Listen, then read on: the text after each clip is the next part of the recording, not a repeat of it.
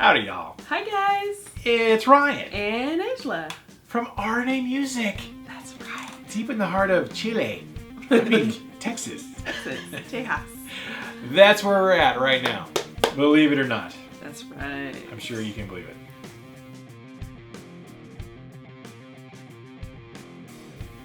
Time for another Ask RNA, where we answer your questions. Yes. You guys ask questions, we have answers.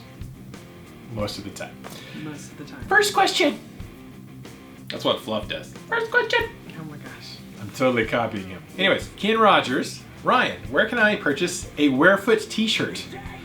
I use Wikipedia all the time.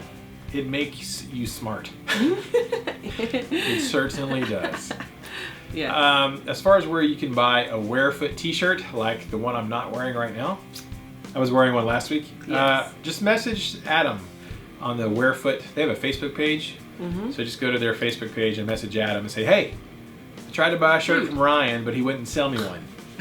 God. Actually, what we should do is just print up some Werefoot shirts and just sell them and keep all the money. I think that's a plan. I think we could do that. Yeah, just message those guys. Adam Lamar is the guy you want to talk to, and message them through Facebook.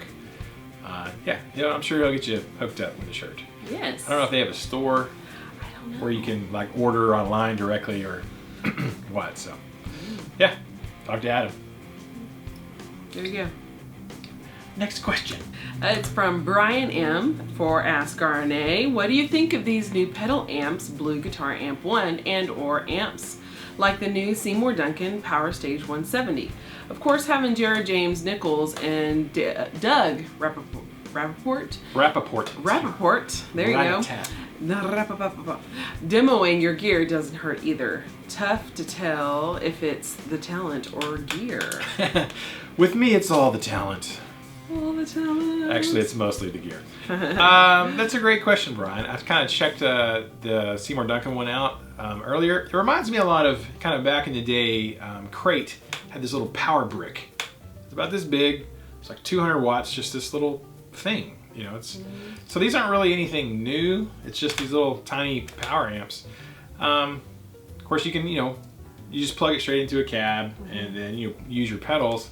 I don't know. I think it's a nifty idea, I guess, if you're super portable, but for those guys who are like super serious about their tone out there, I mean, I don't think it's hard to beat a nice tube amp that's, cranked up.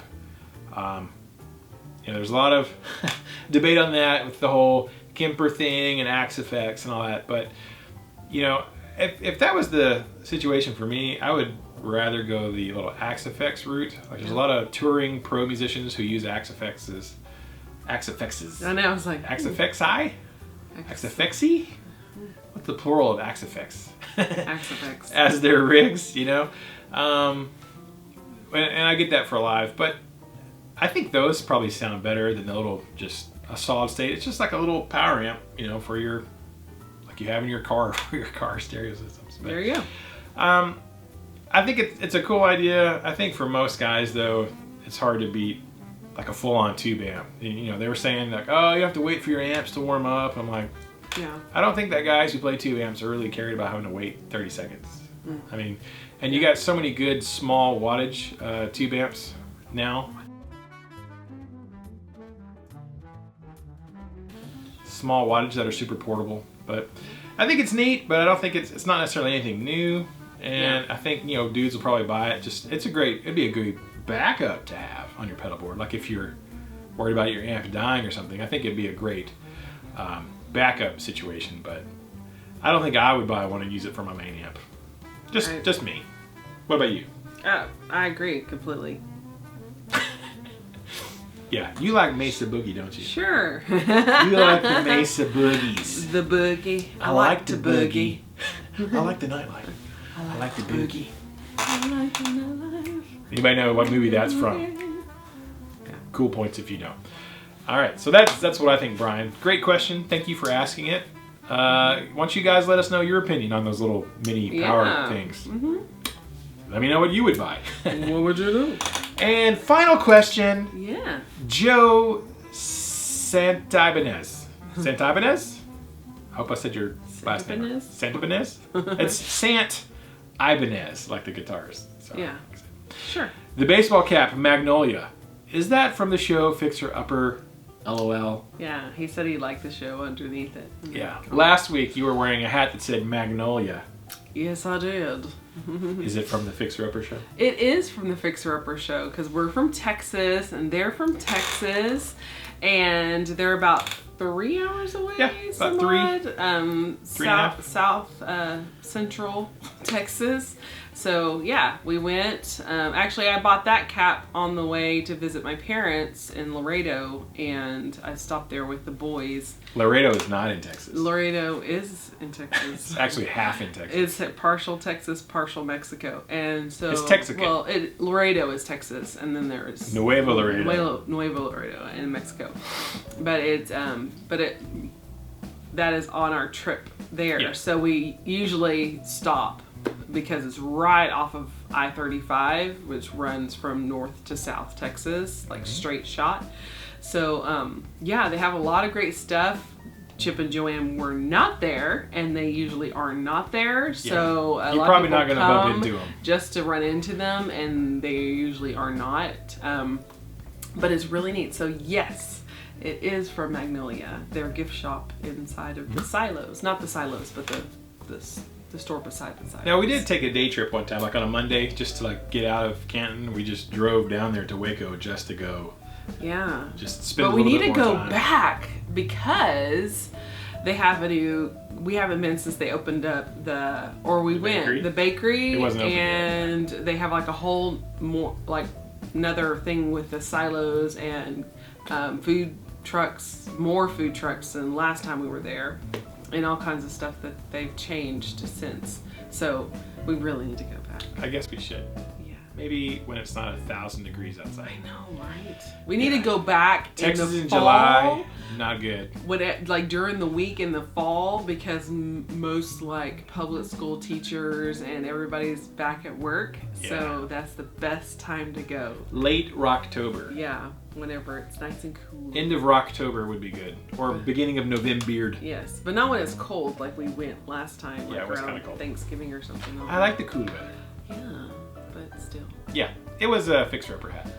It was. Pretty sweet. We actually found their old original location too, accidentally. Yeah, we were looking for a music store, and we turned down this road, and Ryan noticed it. I wasn't even looking. He was like, "Look at it! I think that's our old store." So we turned around and peeked in the windows. It's vacant. It's empty now, but it still says Fixer. They still have a few of their little things in the building, so I think they probably use it as storage. But it was a little. Yeah, it's smaller than R&E Music. Yes. For yes, show. It is actually. For those of you who've been to our store, it is a lot smaller, and they had like very little parking, and there's a church next door to their old building. We're referencing their old building, and there was a church, and I had heard before that the church was allowing them to park, their customers to park in their parking lot so they can come in.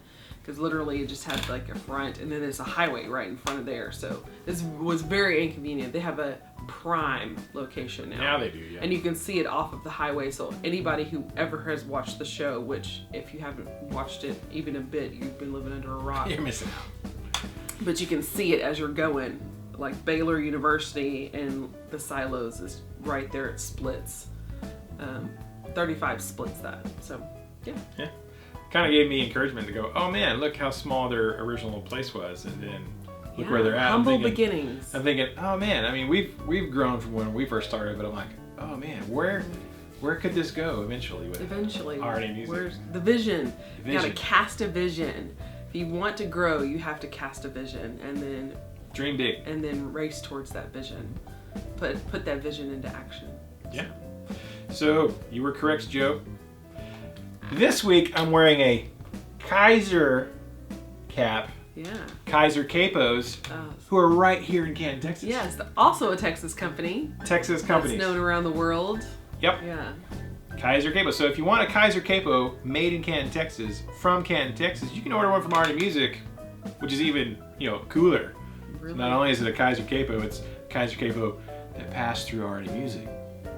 Maybe get a little R&A sticker with it or something. I don't know. Little swag. Little something.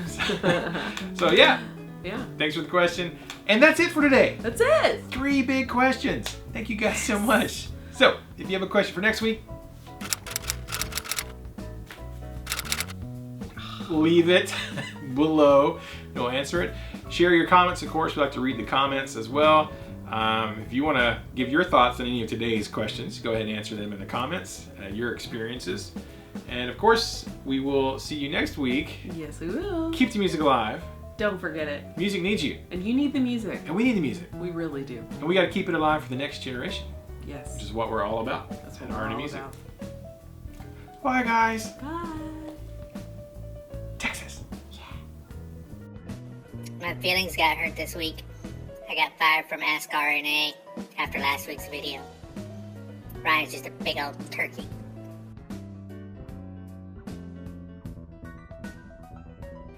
There's too many guitar questions on this forum, and not enough people are asking about the bass.